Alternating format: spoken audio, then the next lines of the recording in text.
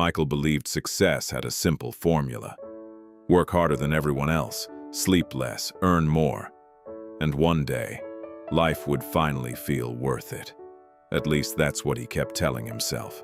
At 32 years old, Michael Turner looked like a man who had everything figured out. He lived in a growing suburb outside Chicago. A nice house with gray siding, a black SUV parked neatly in the driveway, a wife named Emily who loved quiet evenings and Sunday morning pancakes, and a 6-year-old daughter named Lily who believed her dad could fix anything. From the outside, Michael's life looked perfect, but inside his mind, there was only one word: more. More money, more deals, more success. Michael worked in corporate sales for a tech company, the kind of job where every month felt like a race, new targets, bigger numbers, in endless pressure. And Michael loved it, at least at first, because every promotion felt like proof that he was becoming the man he always dreamed of being, the man who made it, the man who never struggled the way his father had. Michael grew up watching his dad work double shifts at a factory.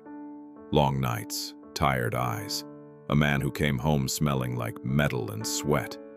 And Michael promised himself something when he was young. He would never live like that. He would be successful, no matter what it took. In the beginning, the sacrifices seemed small. Late nights at the office, missing a few family dinners, answering emails during vacations. Emily understood. She supported him. She even bragged about his dedication to friends. "You know Michael," she would say with a proud smile. "He works so hard for us." But, slowly, something began to change. The late nights turned into all nights. Weekend family trips turned into, "Sorry, I have a meeting." Lily's school events became calendar reminders that Michael kept postponing. At first, Lily didn't notice. Kids rarely do. But one evening changed everything. It was a Thursday night. Emily and Lily sat at the dinner table waiting. The food was getting cold. Emily glanced at the clock again.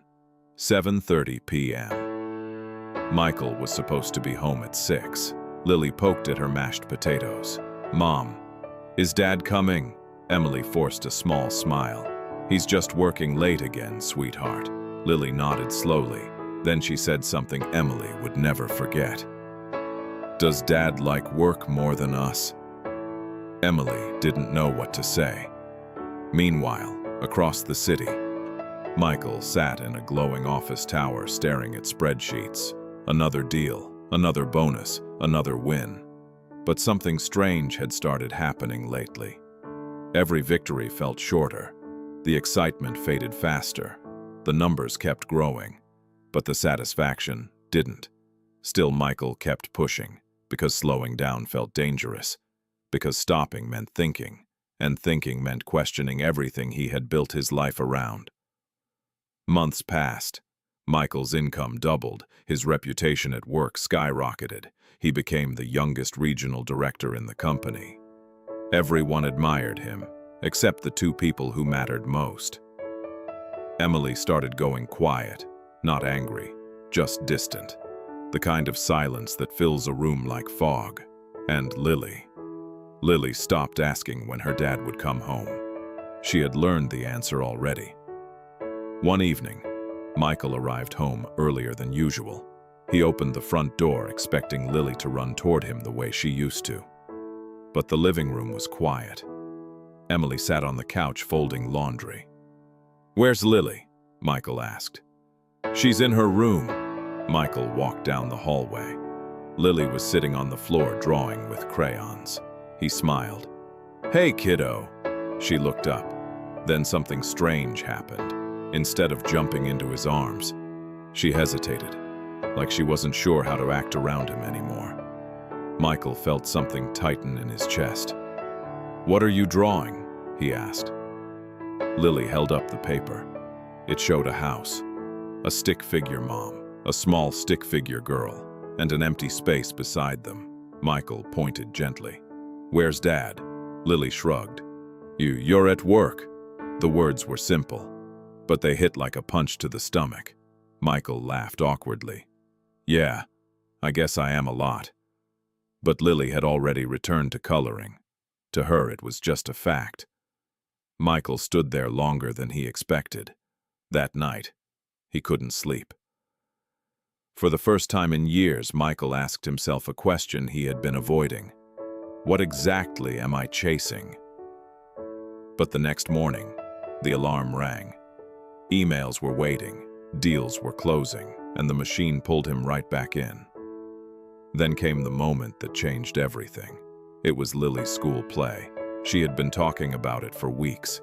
She was playing a small role, a butterfly, but to her, it meant everything. Emily reminded Michael 3 times. "Please be there," she said. Michael promised, and he meant it. But the day of the play, something happened at work. A huge client meeting, millions on the line. Michael told himself it would only take an hour, then 2 hours, then 3. By the time he checked his phone again, it was too late. 7 missed calls from Emily, 1 voicemail. Her voice sounded calm, but heavy. "You missed it, Michael."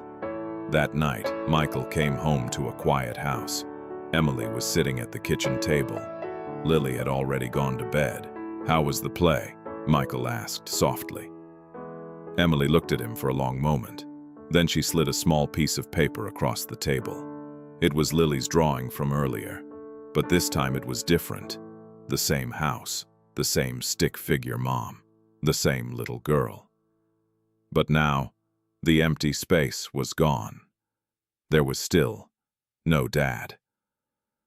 Michael stared at the paper. Emily finally spoke. "You didn't just miss the play tonight. You've been missing her life." The words landed slowly, painfully. For the first time in years, Michael had no response, no defense, no explanation. Just silence.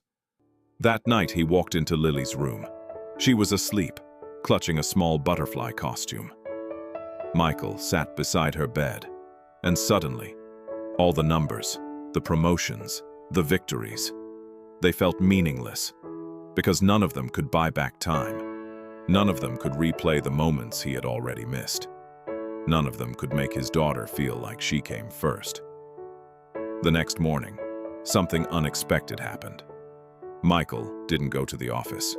Instead, he sat at the kitchen table with his laptop open.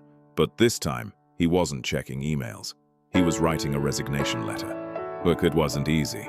Success had been his identity for so long. Walking away felt terrifying, but losing his family felt worse. Weeks later, life looked very different. Michael still worked, but he chose a smaller role. Less money, less pressure, more time. And something strange happened. For the first time in years, he felt rich. Because real success had never been the numbers in his bank account. Real success was hearing Lily laugh at the breakfast table. It was walking her to school. It was sitting beside Emily on the couch after dinner without checking his phone. Michael had spent years chasing success. But the truth finally became clear. Success isn't the life you build outside your home. It's the life waiting for you inside it. And sometimes, the most successful people in the world are the ones who learn when to stop chasing.